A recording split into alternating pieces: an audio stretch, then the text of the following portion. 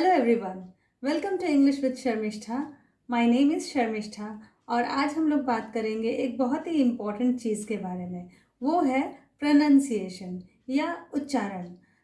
Pronunciation के बारे में जान लेना इसलिए ज़रूरी है क्योंकि इससे आपकी इंग्लिश सुनने में अच्छी लगती है, प्लस आप ज़्यादा शिक्षित साउंड करते हैं और सामने वाला आपकी बात ज़्यादा अच्छे तरीके से समझ पाता है। Today I am going to tell you the pronunciation of some words which people often mispronounce. Secondly, I am going to tell you about the pronunciation of some words which have alternative pronunciations. मतलब दो तरीके से उनको उच्चारण किया जाता है और दोनों तरीके सही हैं। इसको लेके मन में ताकि आपके कोई डाउट न रहे, उसके लिए I will give you the information about the both kinds of pronunciations which are equally correct. Thirdly, there are some rules with which you can improve your pronunciations. English में उच्चारण के कुछ नियम हैं। इंग्लिश भाषा उच्चारण के मामले में हिंदी से इसलिए अलग है क्योंकि हिंदी में हम लोग जो भी लिखते हैं उसी चीज़ को वैसे ही बोलते हैं, लेकिन इंग्लिश में कई बार लिखा जाता है एक तरीके से, उसमें बहुत सारी चीज़ें साइलेंट हो जाती है, बहुत सारी चीज़ें कभी प्रोनाउंस होती है कभी नहीं होती है। तो कुछ ऐसे नियम हैं जो आपके प्रोनाउंसिएशन को ईजी बना देता है। Firstly I am starting with the words which are often mispronounced. पहला है इज में ई जो होगा वो छोटी ई की मात्रा होगी और उसके बाद जो आएगा ज आएगा, तो इसमें कई लोग ज बोल देते हैं, वो सही नहीं है, इज होगा। वॉज में क्या होता है, कई लोग सोचते हैं कि ए लगा हुआ है तो हम वाज बोलेंगे, वाज या वाज नहीं होगा, ये वॉज होगा। नेक्स्ट वर्ड है ऑल। जब हम ALL ऑल बोलते हैं तो उसको कुछ लोग आल प्रोनाउंस करते हैं, बिल्कुल भी नहीं, ये होगा ऑल। नेक्स्ट है ऑब्जर्व। ऑब्जर्व मतलब कोई चीज़ ध्यान से देखना। तो ऑब्जर्व जब हम लोग बोलते हैं तो उसमें जो एस आता है वो ज की तरह उच्चारित होता है और लास्ट में व से अंत होता है, ऑब्जर्व। नेक्स्ट है एब्जॉर्ब। एब्जॉर्ब का मतलब है कोई भी चीज़ सोख कर लेना, मतलब शोषित कर लेना, उसको कहते हैं एब्जॉर्ब। तो इसमें पहले भी बी है एब और लास्ट में भी बी है, एब्जॉर्ब। पैथेटिक। पैथेटिक एक ऐसा वर्ड है, कुछ लोग उसको पैथेटिक बोलते हैं, तो इसको अगर आप पैथेटिक बोलेंगे तो ये सही लगेगा सुनने में और सुनने में अच्छा भी लगेगा। रिस्क जो है इसमें छोटी ए की मात्रा लगती है, रिस्क, और पहले स का उच्चारण आता है, बाद में क का उच्चारण आता है, तो रिस्क में कुछ लोग गलती से रिक्स बोल देते हैं, वो नहीं होगा, रिस्क। मैग्निफिसेंट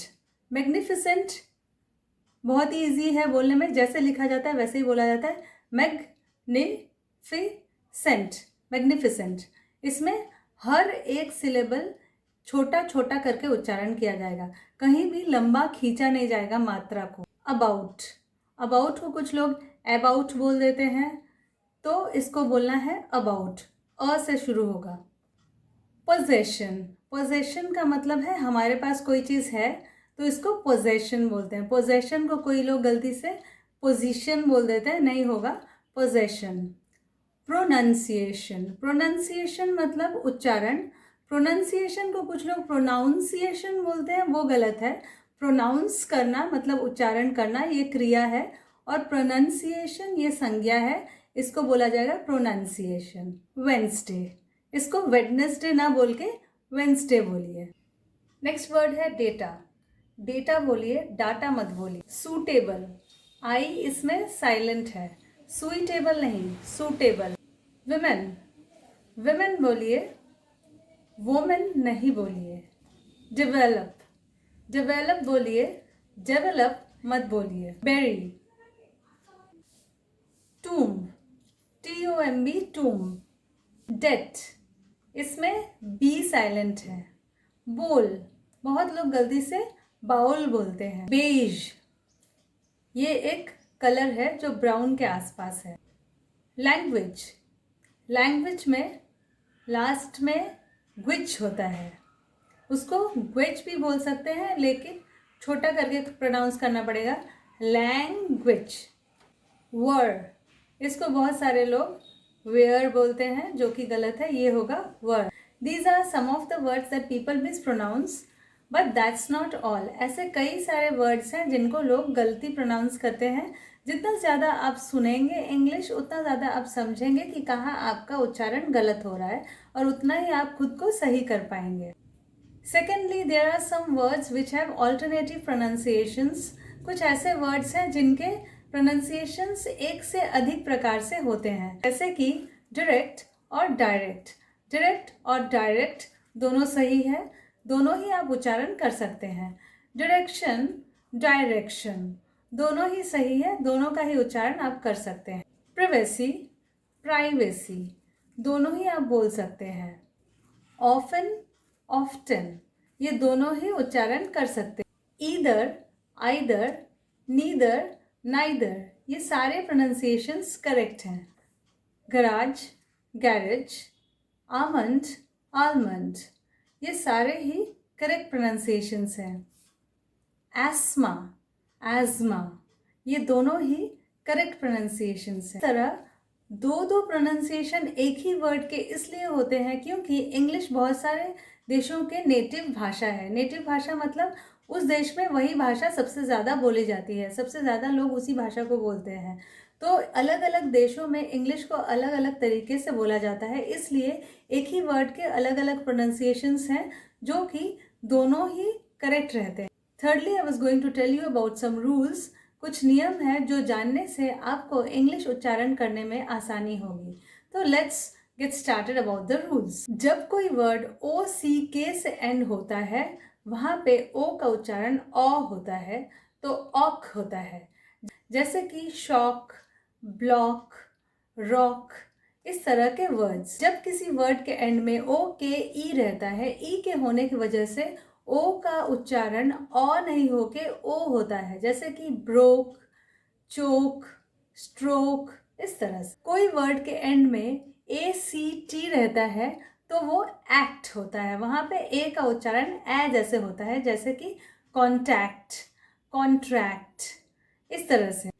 जब इसी तरह से ए सी के रहता है तब भी उसके एंड में एक्ट होता है, जैसे कि बैक, ट्रैक, लैक इस तरह से. लेकिन कोई वर्ड के एंड में अगर ए सी ई रहता है, ई होने की वजह से ए का उच्चारण ए कार होता है, जैसे कि लेस, फेस, ग्रेस.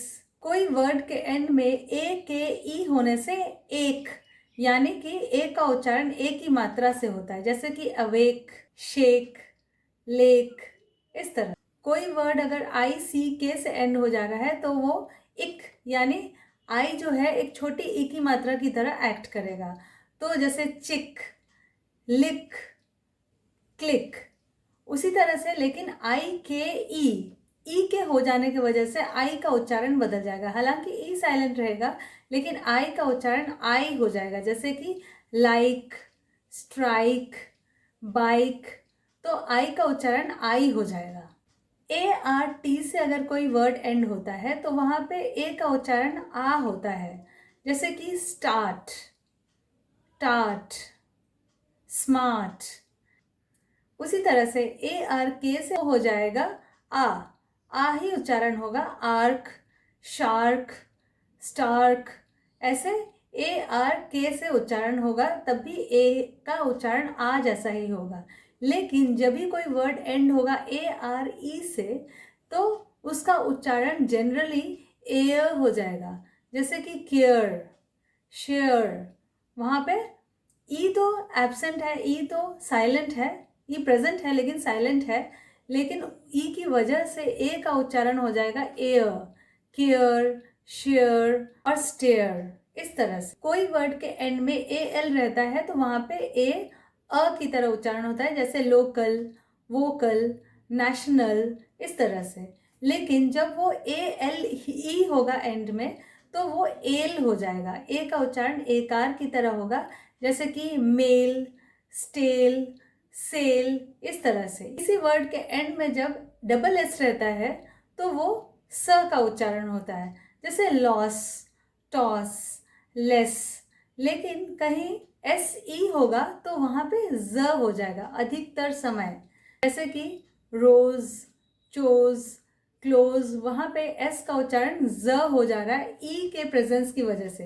ई का प्रेजेंस क्या कर रहा है, प्रोनाउंसिएशन को चेंज कर दे रहा है। There are more rules of pronunciations and there are more pronunciations which do not follow any rules. उसका मतलब है और भी बहुत सारे नियम हैं प्रोनाउंसिएशंस के, उच्चारण के, और बहुत सारे ऐसे उच्चारण हैं जो कोई भी नियम को फॉलो नहीं करते हैं।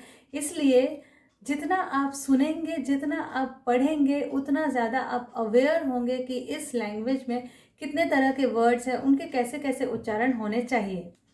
हर शब्द का उच्चारण उसके ओरिजिन पर निर्भर करता है कि वो शब्द किस भाषा से आया है, कहाँ कहाँ का उस पर प्रभाव पड़ा है।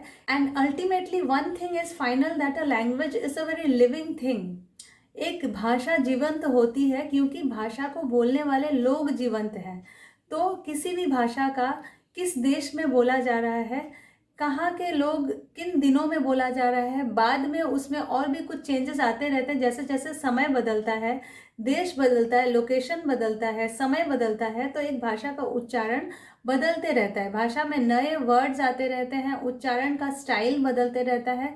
तो ये जो उच्चारण है कुछ भी इतना फिक्स्ड और टाइट नहीं है। अगर आपके उच्चारण कुछ डिफरेंट हैं तो उसमें कुछ भी घबराने का नहीं है। There are some international standard of pronunciations. उच्चारण के कुछ अंतर्राष्ट्रीय स्टैंडर्ड है। अगर आप अपने देश में अपने देश की तरह बोल रहे हैं तो उसमें कोई हर्ज नहीं है। अगर आप चाहते हैं अपने प्रोनाउंसिएशन को स्टैंडर्डाइज कर लें, इंटरनेशनल स्टैंडर्ड में आप बोलना चाहते हैं तो बोल सकते हैं। अगर अब आप जिस तरह से आप बोलते हैं उसी में हैप्पी हैं, then you can remain as you are. There is nothing wrong in it. Pronunciation सीखना या नहीं सीखना, अपने आप को सुधारना, चेंज करना या न करना, आपकी चॉइस है। तो keep reading, keep listening, and keep making yourself better till I come with another video. Bye for today.